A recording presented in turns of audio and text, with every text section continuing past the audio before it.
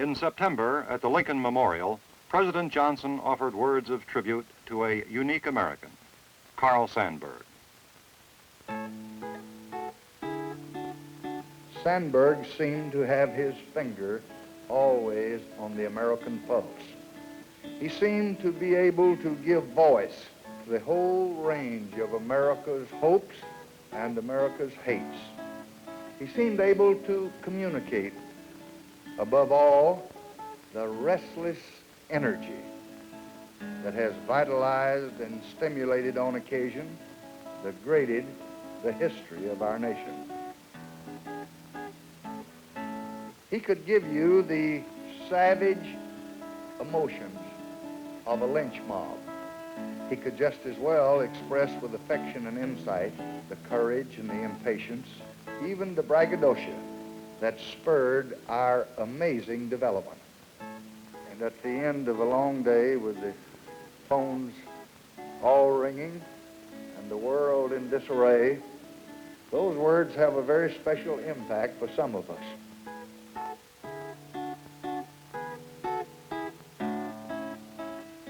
Well, Carl Sandberg is gone.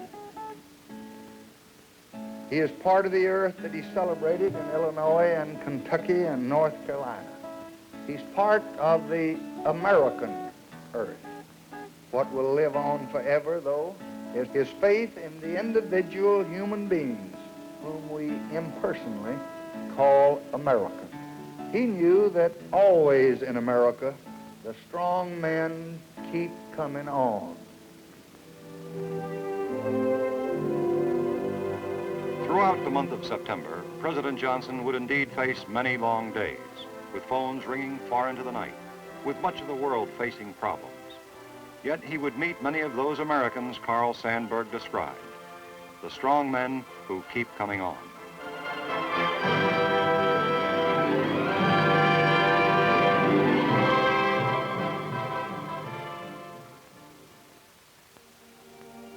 The first strong men of September were the millions of Vietnamese who voted for a president under fire, who braved the massive Viet Cong efforts to terrorize and disrupt their national elections. Before the voting ever got underway, the word fraud was being heard from Hanoi to Washington. To counter critics at home and abroad, the president asked a group of American leaders from all walks of life to go to Vietnam, observe, and report back. As one governor summed it up to President Johnson, too much attention had been focused on the possibility of irregularities, and not enough on the really significant thing, that these people with great courage had come out and given as moving and profound an example of the desire for self-determination as you could find anywhere. On September 7th, President and Mrs. Johnson left for Texas. Congress, out for a 10-day recess, would not convene until Monday, the 11th. It was a good time to visit with the Austin side of the family and see firsthand how their grandson was coming along. This brief respite also afforded the president a chance to get acquainted with a young man whom Linda has been seeing quite frequently during the summer. Marine Captain Chuck Robb, assigned as a military aide to the White House, was becoming a familiar face at the bridge table, at beach parties, and at the midnight suppers Linda enjoys hosting for her close friends.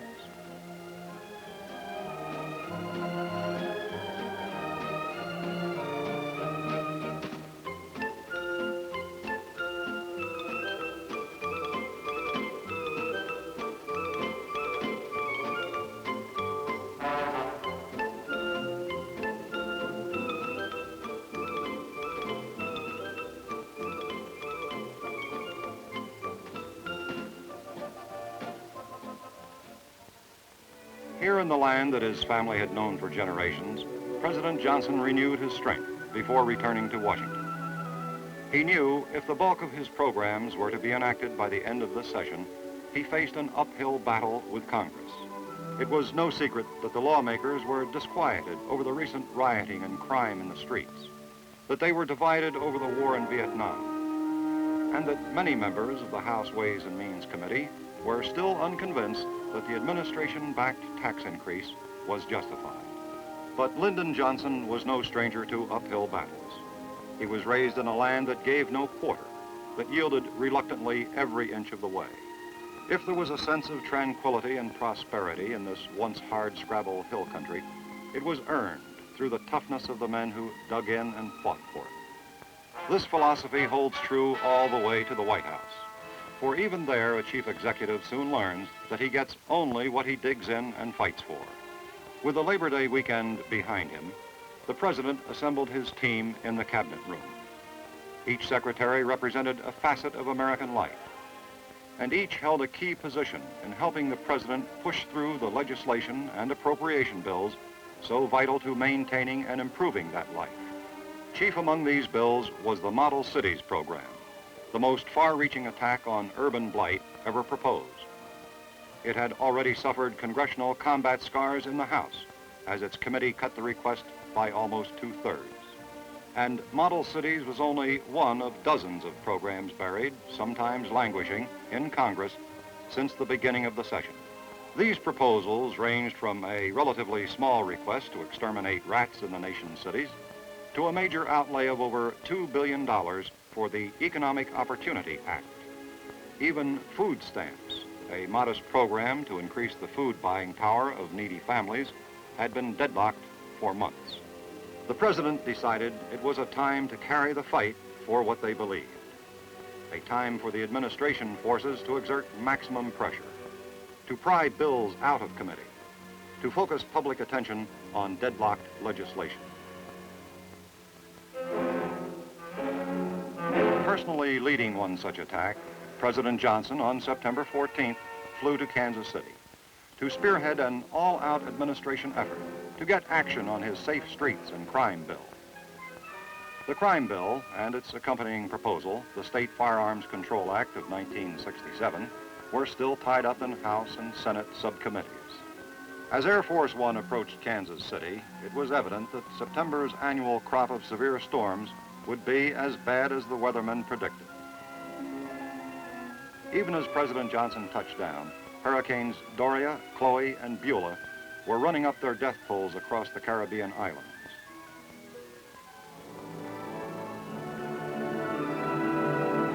At the Municipal Auditorium in Kansas City, the president addressed a meeting of the International Association of Chiefs of Police. He told them of the comprehensive federal legislation now before Congress that, once enacted, would help local authorities combat the problem of crime at all levels. He emphasized, however, that these proposed laws were meant to supplement, not supplant, local law enforcement. Keeping the peace from the birth of the Republic to the present moment is a responsibility that rests squarely on the shoulders of local authorities. We look to you, the president told the police chiefs, for protection of our families, our homes, and our lives. You have a right to look to us, your public servants, to see that your efforts are not forgotten.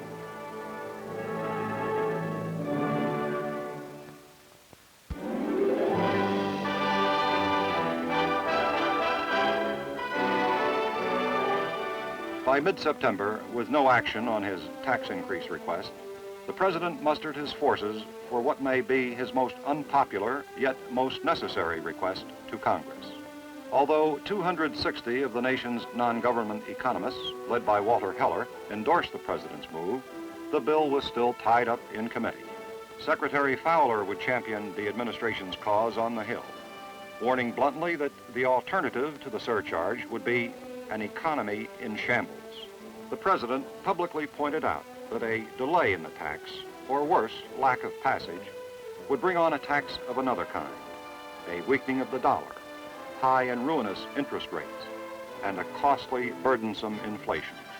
For the president, the month of September was not all legislative battles and budget. There were also those rare moments when even a president comes face to face with the duties of a father. It was quite evident that the personable young Marine officer had passed muster, not only with his commander-in-chief, but with his daughter as well. The President and Mrs. Johnson announced the engagement of Linda to Marine Captain Charles S. Robb of Milwaukee, Wisconsin. The wedding will take place at the White House in December, before Chuck leaves for a scheduled duty assignment in Vietnam.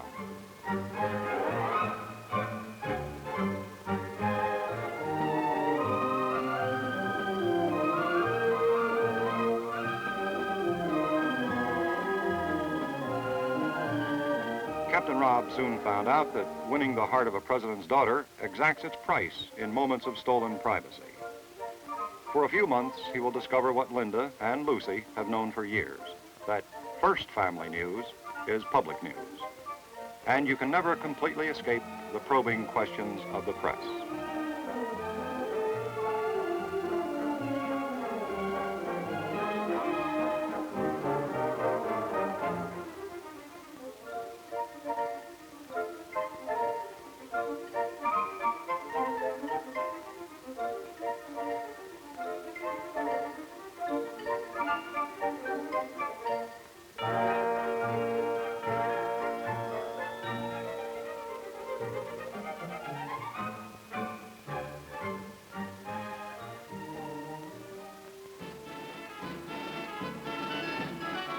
To White House guests who have seen their president stage elaborate entertainments, ranging from opera and ballet to folk singers and Broadway musicals, nothing is really surprising. But September's country fair on the South Lawn would tax the imagination of even the most frequent visitor. The guests, this time not visiting heads of state, but 500 sons and daughters of Washington's officialdom.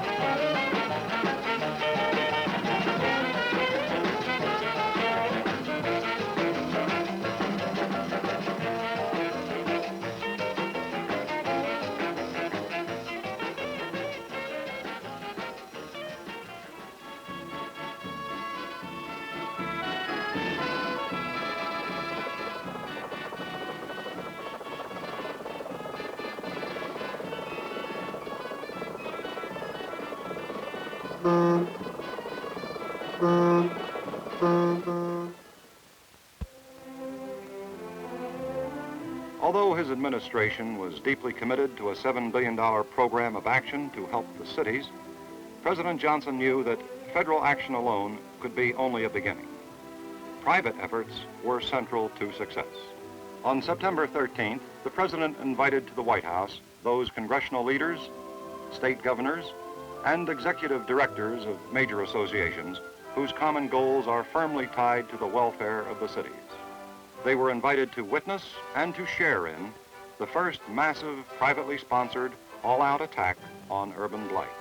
A group of the nation's largest life insurance companies had diverted $1 billion from their normal stream of investments and pledged this sum to back projects in high-risk areas. President Johnson hailed the privately sponsored pledge as an historic contribution. It would be a terrific stimulant to the rent supplement program, presently bogged down in Congress. But beyond that, it would go down as a major investment in improving the quality of American life. These unheroic, quietly carried out actions were further evidence of President Johnson's basic faith in the individual coming forth in a time of need. As Carl Sandberg said, always in America, the strong men keep coming on. America's strong men come from many walks of life, wear many guises, and carry out many diverse roles. But none is so familiar to the nation, and particularly to the serviceman overseas, than a unique ambassador of good humor, Bob Hope. Welcome to the White House after winding up a successful savings bond drive. This beguiling American institution received personal thanks from President Johnson. The quality that elevates Bob Hope head and shoulders above most entertainers is not his brand of humor in itself. It's where he takes that humor. Over the years, as regular as clockwork, he has projected his talents wherever America's strength and will were being tested. Today, there is a new type of test for the American will. And as the nation responded in the forests of the Argonne, the coral beaches of Okinawa, it also meets the challenge in the Ai-Drang Valley, the Binh Dinh province, with men like Sergeant David Dalby. In presenting the nation's highest award to Sergeant Dalby, the President emphasized the fact that he, Lyndon Johnson, was also a critic of the war, but a critic in a different sense. No one hates war and killing more than I do. No sane American can greet the news from Vietnam with enthusiasm. Indeed, an American who rejoiced in war and conflict should be instantly removed from any position. But in the same sense, we cannot cheer as we learn of the impact of our might on the enemy. In the spirit of Abraham Lincoln, we must confront our obligations with dedication and with resolution, and we must be moved by anguish and compassion at the consequences.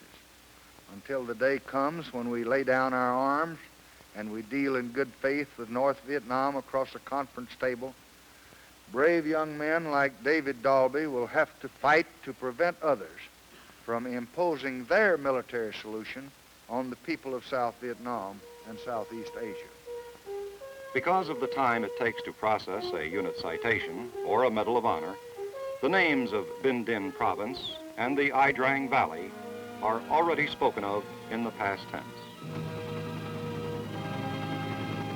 In September 1967, the place on the map symbolic of America's resistance to aggression lay to the north, in the DMZ, concentrated around 3 red clay hills called Con Thien. Here, 1,200 Marines, literally dug in and living for weeks at a time in mud-filled shell craters, were taking on the chin the most grueling artillery barrage of the war. But in so doing, they effectively blocked Hanoi's most direct infiltration and invasion route, the DMZ. At the same time, America's highest security councils were responding to another threat, one that was indirect but infinitely more sinister. Communist China, as a nuclear power, had developed an ICBM technology, and by the 1970s could pose a threat not only to our Asian neighbors, but the United States as well. In the most definitive and far-reaching strategic policy statement ever made by any administration, Defense Secretary Robert McNamara announced America's intention to build a limited nuclear missile defense system to be fully deployed within 5 years.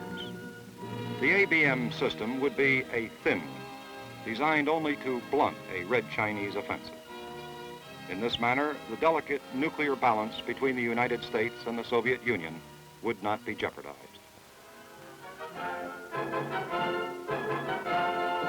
The administration forces in the final days of September saw their first legislative victories following the Labor Day recess. Drawn-out hearings, days in conference, and debates on the floor resulted in, first, the extension in the sorely needed Food Stamp Act, a program that had already helped to feed nearly 2 million deprived Americans, and that now stood ready to expand that record. In the same week, the Senate, in a resounding vote, restored House-cut appropriations for rent subsidies and model cities, the 2 key programs designed to spearhead the administration's attack on urban problems. The House went on to reverse itself on an earlier vote, adding to an omnibus health package the full $40 million requested by the administration to help exterminate rats in the slums. Beyond the fulfillment of these domestic obligations, Congress passed a bill earnestly sought by President Johnson in support of his hemispheric policies, the Inter-American Development Bank Authorization. The bill permits a contribution of $900 million over a 3-year period to help the bank expand its development projects throughout Latin America. The bank, through a solid record of accomplishments in the past 7 years, has become a major instrument of the Alliance for Progress and a model for other regions of the world. more than ceremony summoned us here to the East Room this morning. We celebrate a new era for the capital city. Finally, on the 28th of September, after a Senate confirmation without dissent, President Johnson was able to usher in a new era for the District of Columbia by swearing in Walter Washington and his assistant, Thomas Fletcher. The citizens of the district have waited almost a century for this day to come and all that it symbolizes. And this is the day and this is the year that the district emerges into the world of the 20th century government. With the recent reorganization plan, the nation's capital was liberated from the outworn practices of past years. That reorganization plan equips the city with new machinery to let its government serve the needs of its people. But the best machinery can function effectively only in the hands of the best men. I looked across America to try to find these men, and I think we found them. Men with the strength and the character and the vision to deal with tough problems. And now, this morning, we commit those problems to their capable hands.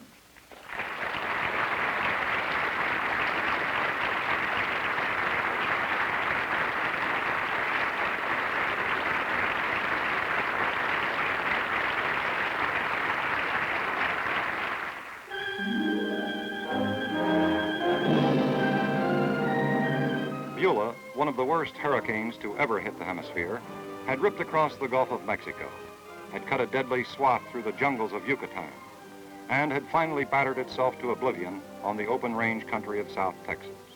The governor of Texas, John B. Connally, asked the president to declare a disaster area in the counties hardest hit by Beulah's winds and unprecedented floods. On the 28th of September, the president, accompanied by the governor and Senators Yarborough and Tower, made a personal inspection tour of the flooded area. President Johnson did not have to look far to find strong men in Texas, for trouble seems to bring out the best in men, and Beulah was no exception. The Army, Navy, Air Force, and Coast Guard, under a combined command, used their weapons of war to rescue families from rooftops, to haul relief supplies into stricken areas. The Red Cross, the Public Health Service, many federal departments, and thousands of private citizens worked round the clock, providing food, shelter, and hospitalization for Beulah's victims. There was much work to be done, but the rebuilding of roads and schools was not the immediate concern. It was care and comfort for the thousands of homeless from both sides of the Rio Grande. The thing that I want to stress particularly by coming here this afternoon and visiting some of the hospital centers and the food centers and flying over the area was to let these people know that their government cares for them, and let our neighbors know, who the unfortunate victims of distress across the river, that we care for them and that we are a compassionate and understanding government, and in an hour of need that we're there.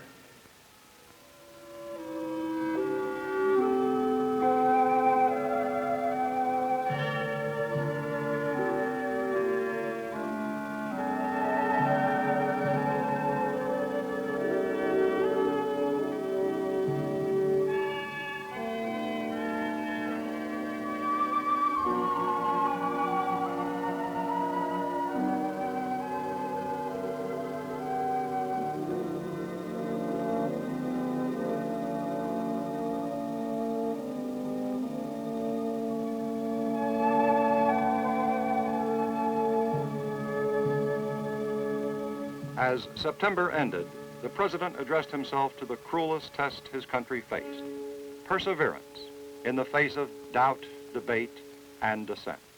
At San Antonio, he took his administration's policies on Vietnam before a national convention of legislative leaders. He reaffirmed America's readiness to end the bombing and to enter into productive talks. But he also sounded a cautionary note against the dangers of debate and dissent. The true peacekeepers in the world tonight are not those who urge us to retire from the field in Vietnam, who tell us to try to find the quickest, cheapest exit from that tormented land, no matter what the consequences to us may be. The true peacekeepers are those men who stand out there on the DMZ at this very hour, taking the worst that the enemy can give. The true peacekeepers are the soldiers who are breaking the terrorist grip around the villages of Vietnam. The civilians who are bringing medical care and food and education to people who have already suffered a generation of war. And these gallant men have our prayers, have our thanks, have our heartfelt praise, and our deepest gratitude. And let the world know that the keepers of peace will endure through every trial, and that with the full backing of their countrymen, they are going to prevail. September had been an uphill battle. 10 out of 15 appropriation bills had still not been reported out of Congress. There had been no action on either the crime bill or the tax increase. But there had been progress in the land just the same, the most rewarding kind of progress. Progress achieved by men who go about their tasks quietly, unceremoniously, the workhorses of the nation. Strong men in private enterprise came forward without fanfare to help cure America's urban problems. Strong men were forging a new government for the nation's capital. Strong men were resisting aggression in faraway places. Always in America, strong men keep coming on, and always, it seems, strong men are there to lead.